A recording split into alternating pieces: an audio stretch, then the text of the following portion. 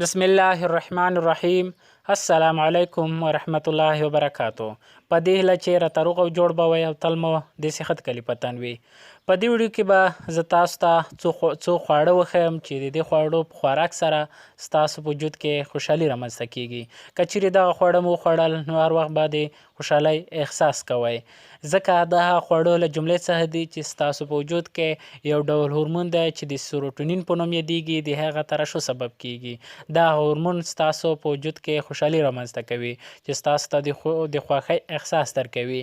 نو دا خواړه هغه خوړو له جملې څخه دي چې تاسو کولی شئ په اسانۍ دې ته لاسرسی ولرئ، په اسانه تاسو کولی شئ دا خواړه ترلاسه کړئ.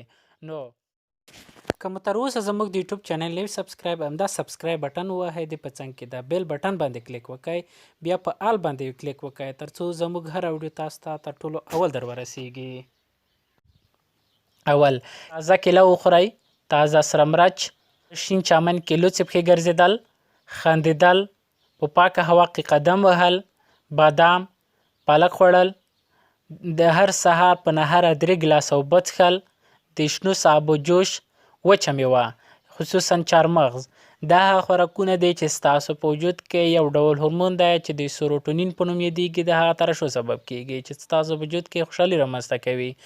نو که چیرې مو ویډیو خوښه شوي ضروري لایک کړئ، که کومه پوښتنه لرئ کومنټ وکړئ او د ویډیو کتلو څخه مننه. موږ په خپل چینل باندې دا ډول ویډیوګانې اپلوډوو: د ګیډې د بادونو علاج، د شکرې د ناروغۍ د مخنیوي لپاره ګټور شربت، د رژېدلو ویښتانو اسانه درملنه، د مستو روغتیایي ګټې. دې ته ورته ښایسته طبي ویډیوګانې چې د صحت لپاره ګټورې ویډیوګانې تاسو لپاره برابروو او زموږ چینل تعقیب کړئ.